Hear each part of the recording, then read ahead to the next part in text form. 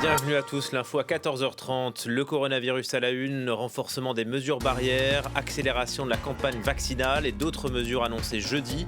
La France affronte une 5e vague, 30 000 nouveaux cas enregistrés hier en 24 heures. En Éthiopie, Abiy Ahmed sur le front, le Premier ministre annonce prendre les armes pour défendre le pays. Les rebelles tigréens sont à moins de 200 km d'Addis Abeba. Nous irons sur place retrouver Maria Gert Niculescu. Si on te viole, c'est que tu l'as bien cherché. Les mots de la présidente du comité Miss Sénégal. Elle s'adressait à Miss 2020, victime de violences sexuelles. Les Sénégalaises étaient appelées à porter plainte aujourd'hui pour apologie de viol. Sarah Sako nous attend à Dakar.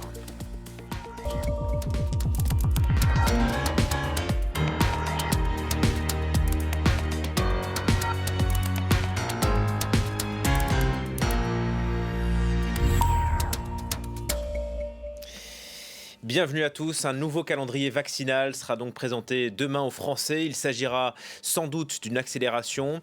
La France fait face à une 5e vague de contamination pour l'heure. Gabriel Attal veut consolider les acquis, à savoir le port du masque et le pass sanitaire. Écoutez.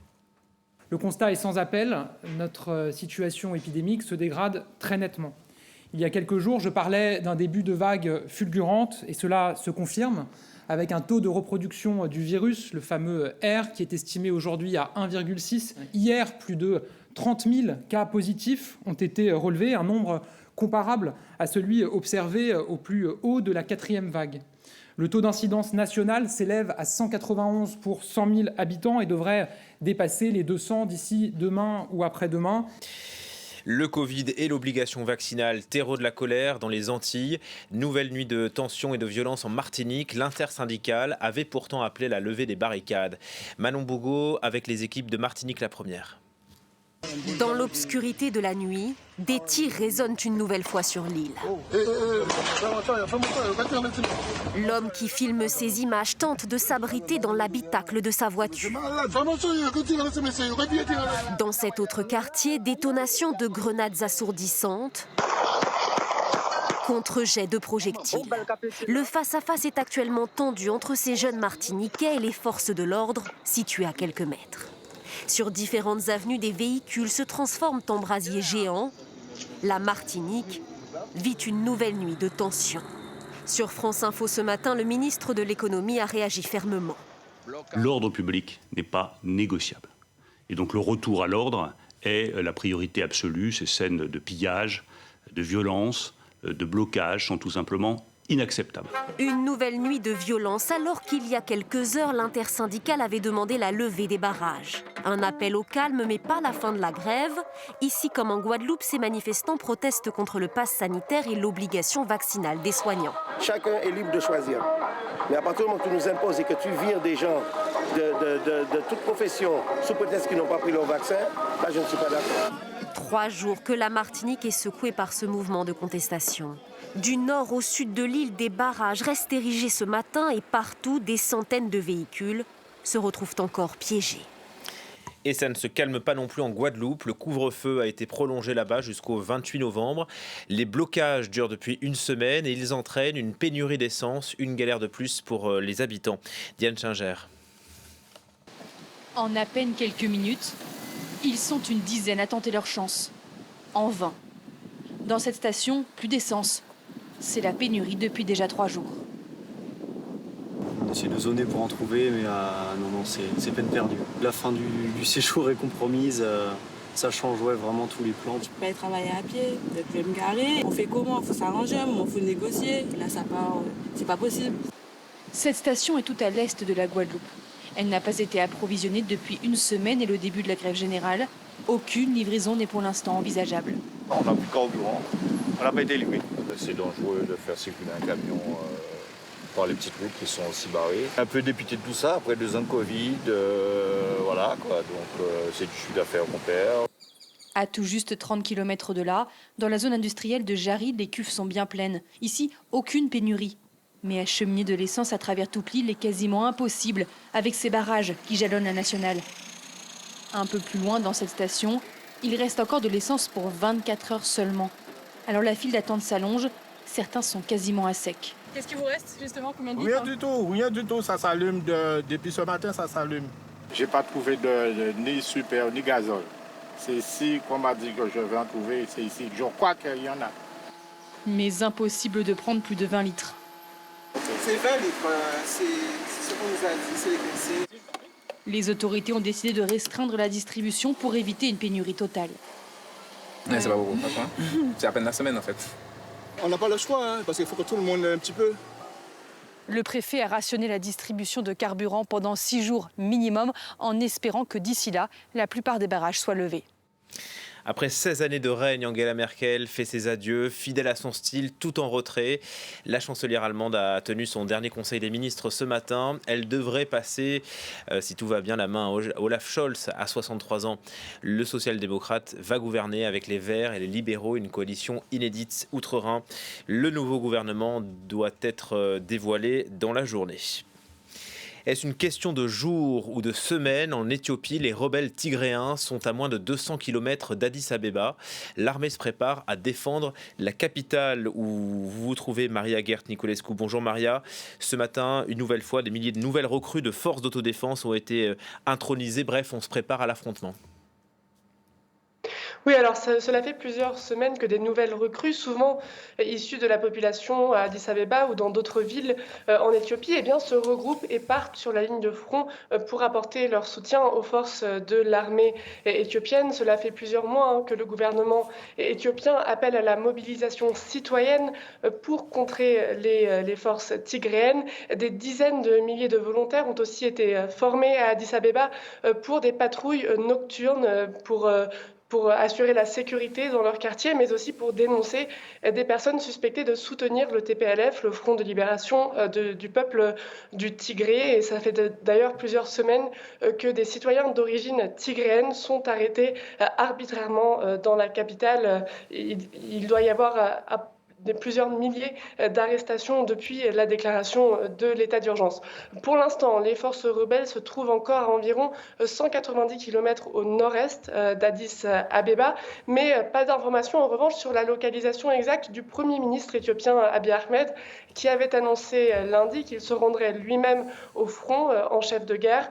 Pour l'instant, le bureau de la communication du gouvernement a confirmé son départ, mais c'est une information que nous ne pouvons pour l'instant pas vérifier de manière indépendante, et nous ne savons pas non plus sur quel front il se serait rendu, puisqu'il y en a plusieurs dans le nord de l'Éthiopie. En tout cas, pendant son absence, c'est le vice-premier ministre Demeke Mekonnen qui prend le relais à Addis Abeba. La déclaration d'Abiy Ahmed a suscité de l'enthousiasme chez certains Éthiopiens, et d'autres figures célèbres en Éthiopie, comme le marathonien Félissa Lelissa, ont également annoncé qu'ils iraient se battre contre les forces rebelles du Tigré. Merci pour ces précisions, Maria Gert Nicolescu depuis Addis Abeba. La campagne commence en Libye. Si tout se passe comme prévu, les électeurs éliront dans un mois pile leur président ou présidente. C'est une première que vous suivez pour nous, Julie Dungeloff. Bonjour Julie. Le scrutin en tout cas attire beaucoup de candidats, 96 hommes et 2 femmes. Oui, 98 même Julien, dont 2 femmes. Oui. En tout, voilà, 2 femmes exactement. Laïla Ben Khalifa, 46 ans, qui était présidente et fondatrice du parti pour le mouvement national, et Ounaïda Al-Mahdi, qui est chercheuse en sciences sociales. Je cite leur nom parce qu'elles ont beaucoup de courage, ces 2 femmes, d'affronter 96 hommes de l'autre côté. Cependant, il y a encore beaucoup d'obstacles avant que ce premier tour en Libye puisse avoir lieu comme il est prévu le 24 décembre selon la feuille de route donnée par l'ONU. D'une part, il y a des recours possibles contre ces différents candidats, recours qui vont être examinés d'ici le 6 décembre, et donc on aura la liste définitive des candidats à ce moment-là. Et puis, d'autre part, il existe toujours énormément de polémiques autour du cadre électoral en Libye. Il y a une loi électorale qui a été ratifiée par le Parlement de l'Est, mais qui n'est pas reconnue par l'équivalent du Sénat à l'Ouest et par différentes personnalités politiques. Donc très difficile aujourd'hui de savoir quel est le cadre exact juridique et constitutionnel qui encadre cette élection. Mais on peut dire qu'il y a un certain engouement dans la population libyenne. Il y a déjà plus de 2 millions et quelques de Libyens qui ont retiré leur carte électorale sur les 7 millions. Et un engouement particulièrement dans la jeunesse libyenne, puisque 50% des nouveaux inscrits ont moins de 30 ans. Donc c'est assez encourageant de ce point de vue-là.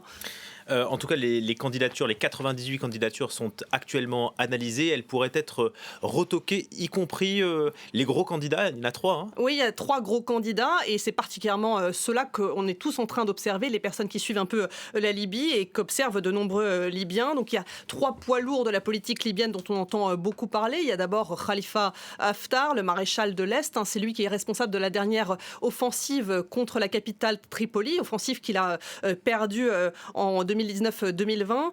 Et lui, sa candidature va être examinée sous le spectre qu'on le soupçonne de crimes de guerre ou crimes contre l'humanité. Ensuite, il y a la candidature du deuxième fils de Mouammar Kadhafi, Saïf al-Islam Kadhafi, qui avait disparu pendant de très nombreuses années, qui est réapparu récemment et qui a présenté sa candidature. Lui, il est recherché par la Cour pénale internationale pour crimes de guerre et crimes contre l'humanité, notamment lors de la répression de la révolution de 2011. Donc, il va y avoir un recours à analyser de ce point de vue-là. Et puis, il y a l'actuel Premier ministre par intérim, Abdelhamid Dbeibah, qui donc a déposé sa candidature. Lui, on le soupçonne de corruption, on le dit populiste, clientéliste, mais il y a 2 choses qui pourraient bloquer sa candidature. D'une part, c'est lorsqu'il a été nommé par intérim par le Forum interlibyen de Genève, il avait promis de ne pas se présenter à l'élection présidentielle. Or, il vient de se présenter.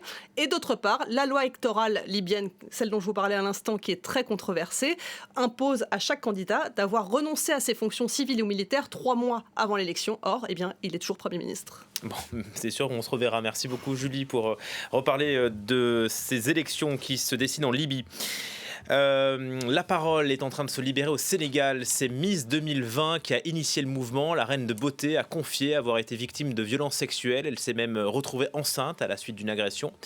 Puis l'affaire a déraillé. La présidente du comité Miss Sénégal a inversé les rôles. Si on te viole, a-t-elle dit, c'est que tu l'as bien cherché. Une sortie brutale qui scandalise beaucoup sur place. Sarah Sacco, bonjour, on vous retrouve à Dakar. La polémique ne fait qu'enfler et ce mercredi, les Sénégalaises étaient appelées à porter plainte pour apologie du viol. Voilà, Julien, en fait, ce sont donc les organisations féministes, les militantes, qui ont appelé massivement à porter plainte ce mercredi sur les réseaux sociaux, réseaux sociaux qui jouent vraiment un grand rôle dans toute cette histoire. Et ce matin, devant le palais de justice, effectivement, j'ai pu croiser de simples sympathisantes ou des militantes féministes.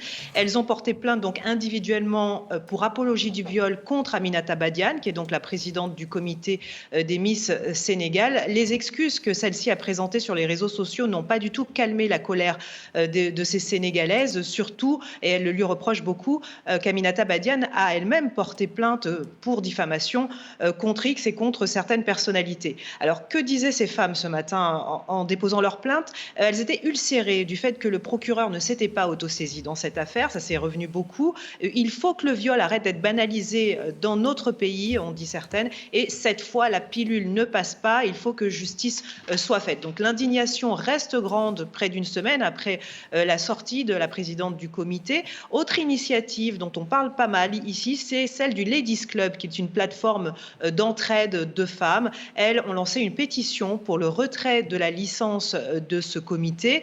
Pétition qui en était ce matin à 62 000 signatures. Leur objectif, c'est d'atteindre 75 000 signatures pour porter la pétition devant le gouvernement et devant les comités internationaux de Miss.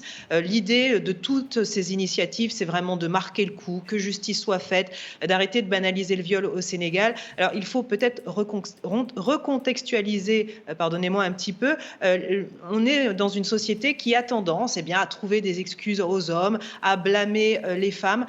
Jusqu'en janvier 2020, imaginez que le viol était un simple délit au Sénégal. Aujourd'hui, la loi a changé, mais les mentalités changent un peu plus lentement et souvent, les victimes ne portent pas plainte puisqu'il y a une énorme pression familiale, il y a un véritable tabou autour de ces questions. D'ailleurs, Miss Sénégal 2020, de sources concordantes, celle qui donc est victime de viol présumé, n'a toujours pas porté plainte. Et c'est le prochain combat des associations féministes ici, c'est d'encadrer donc les plaignantes pour que plainte soit déposée devant la justice. Merci beaucoup Sarah Sacco depuis Dakar. Une confirmation, on vous parlait de l'Allemagne, le SPD, les sociodémocrates, les Verts et les libéraux ont conclu leur accord pour gouverner, c'est donc officiel. Une nouvelle coalition donc en Allemagne, on en reparlera dans notre journal de 15h et tout de suite c'est l'actualité.